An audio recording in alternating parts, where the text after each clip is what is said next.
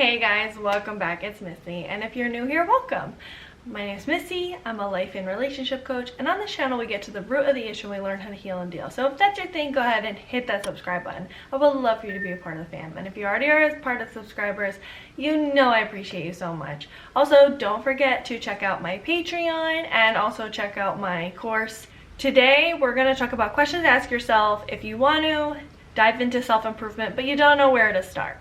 Let's get into it. So you are beginning on your journey of self-growth and you notice you're having some problems, but you don't know where to start. You may be overwhelmed with problems. You don't know how to solve these problems. Maybe you've dived into a lot of different books and learned knowledge, but you still don't know where to start. And that may be because you're not going into the root and diving into some questions to ask yourself first before you dive into how to solve your problems.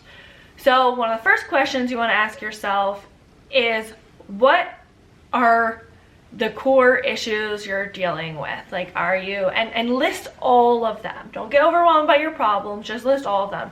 You have anger, maybe you have anxiety, you have resentment, maybe you've dealt with some trauma from the past. Just list all of the things that you're struggling with currently right now.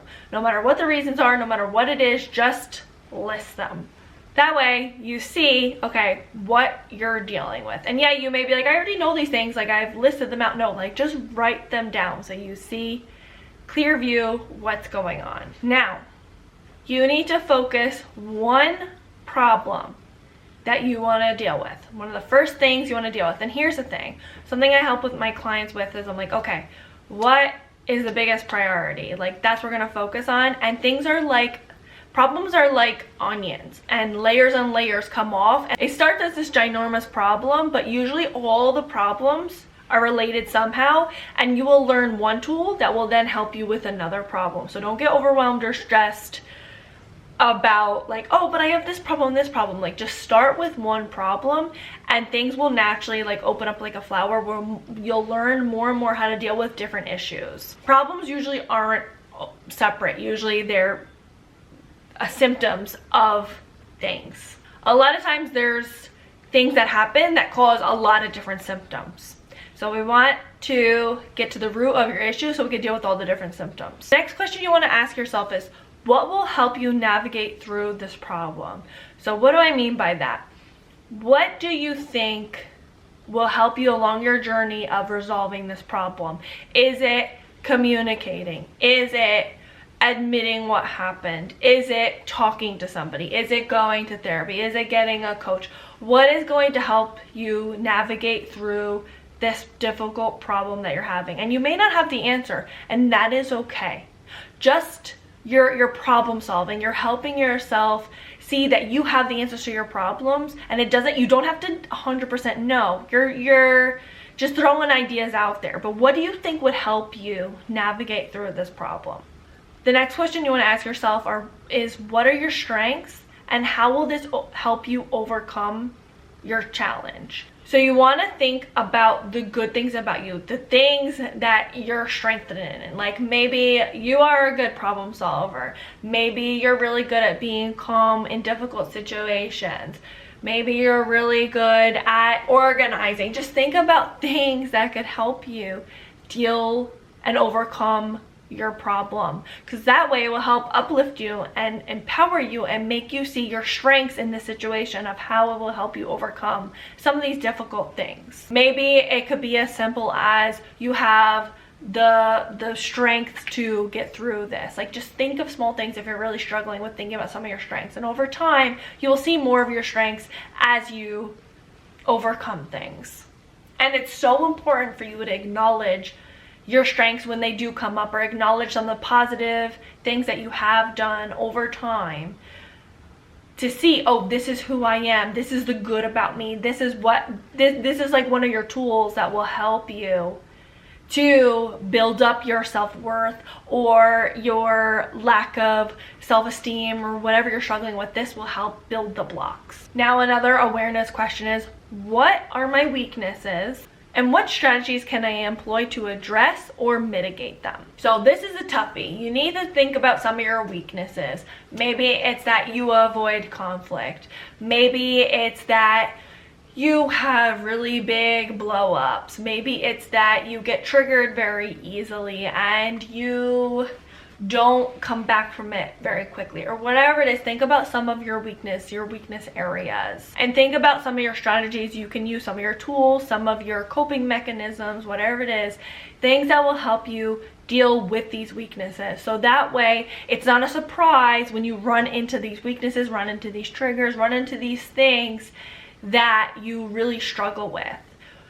It won't be a surprise when you run into them and you maybe fall back a little bit. You'll have your tools already ready to prepare for some of these things you struggle with. And this may be a really hard question, especially when you're in the beginning, because you may not know your tools, you may not know how to mitigate them, or you may not know how to address these situations. But you can, when you deal with some of these weaknesses or struggles, you can look up, how do I forgive, or how do I deal with guilt, or whatever it is. And when you look these things up, or you do research, or you talk to someone about it, then you can put that in your toolbox. But it's so important for you to first be aware of your weaknesses and what can you do, or what have you done, or what would you tell a friend to do when you're addressing these weaknesses, or when you're in these times of need. Maybe a weakness is that you reach out to people too much. Then a tool or strategy would be, you're gonna try to help yourself first and then reach out for help when you notice you are really struggling and you can't get through this. Another question: what activities or experiences bring me joy and fulfillment, and how can I incorporate them more in my life? So it's so important in our lives to have good times, to have things to look forward to feel good about ourselves. So you need to think, what brings me joy? Is it going outside? Is it taking a bath and listening to music? Is it going to the mall with my friends? What gives you that joy? Because then in your times when you're like down in the dumps and you're having a hard time climbing back up that ladder, I'll take this out of my toolbox of, this gives me excitement and joy, and I really love this thing, and I know to go to it to give me my calm, or it helps center me. And then how you incorporate it more in your life, basically meaning, how do you make more time for it? Are there things that you need to delegate? Are there things that you need to maybe spend less time on, like maybe your phone, for instance, or maybe you spend too much time worrying and you need to maybe have more of a worrying time, and then when your worrying time is over, go back to focusing on what's fulfilling and joyful. How can you make more time for these experiences? Another question: how do I handle setbacks or failures? And what can I learn from these experiences? So on your self-growth journey, you will fail, and it will cause you to want to go back to your old coping mechanisms and the things that make you feel comfortable. But that's what will cause the failure to begin with, and that will cause you to never move forward. So if you are aware of what you do in those moments of failure, or when you make a mistake, or when you're not able to progress, then you can know, okay, this is what I can do to prevail from those. Because you are going to 100% fail, and failure is okay. I have a whole video on failure, which I'll leave right here, and the importance of failure to succeed. When you are aware of how you usually handle setbacks and failures, then you can call yourself out and say, okay, I'm failing, or I'm setting myself back. This is what I need to do to overcome these difficult situations. And how you can learn that is go back to the past times when you failed or you've messed up, and what did you do during those times? How did you usually handle them? If you didn't handle them well, you can see how you didn't handle them well. If you were able to overcome them, then you know, okay, this is what I can do to learn from this mistake and this failure, and how I can prevail. Failures are always a learning experience. It teaches you what you don't want to do in the future and how you can do better. The next question: what values are important to me, and am I living in alignment with them? Values are the things that are what is important to us, that matter to us, that make us who we are. And so it's always important to keep yourself in check of, am I living according to my values? I really value family. Am I taking care of my family? I really value friendships. Am I being a good friend? Do I have good friends in my corner? I really value work ethic. Am I being a good worker? All those things are really important to think about what you value and how you are in alignment, because when we're outside of our values, we are not respecting ourselves. So you want to be aware of what you value, so you make sure you're on the journey you want to be on. If you aren't living in alignment with them, maybe you've gone off course because you've been going through a depression, and maybe you're having a substance abuse problem, or maybe you are in a relationship and you're focusing too much on the relationship and you're not focusing enough on your own goals and your own needs and what's important to you, then that asking yourself that question will help you see, oh, I need to put myself in check and see what I value, because I'm getting off course. And it's okay to get off course. We all get off course. It's just, how are you going to get back up on that horse? It's by asking yourself, are you on the horse to begin with? Another call out question: how do I prioritize my time and energy? And are there areas where I could be more intentional and focused? Now this one, you got to be brutally honest with yourself. Like I said, we get distracted by phones, we get distracted by social media, we get distracted by the day-to-day. This will help you see, what are you doing with your time? Like, really ask yourself, what am I doing for my day-to-day all day long? Because if you're someone who says, I don't have time, it's because you're prioritizing other things and you're using your time and energy in other things than maybe what you want to be using your time and energy in.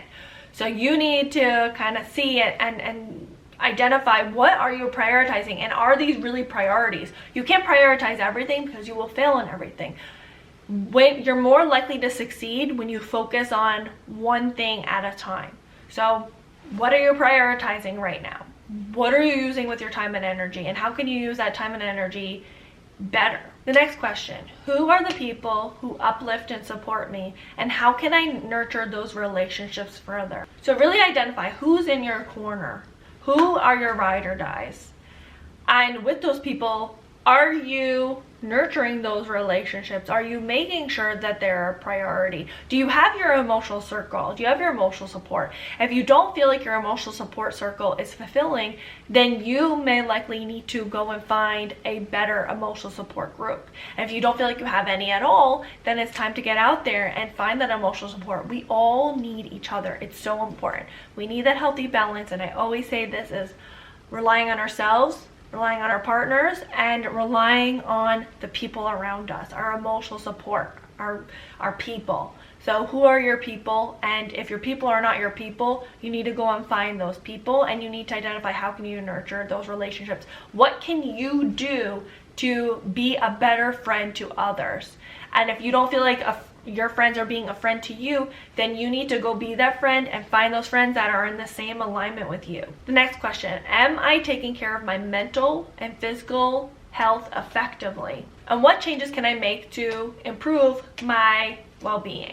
Be honest with yourself. Are you taking care of your mental health? Are you journaling? Are you talking to an audio or video recording about your feelings and your thoughts and your views? Are you checking in with yourself? Are you eating healthy? Are you going to the gym? Like, are you taking care of yourself? Are you going to the doctor and make sure you're good? If you're not doing those things, what things can you do to improve your well-being? Do you need to stay away from certain unhealthy situations? Have you been diving into too much negative self-talk? Do you need some journaling time? Do you need to self-reflect and see where you're at in life?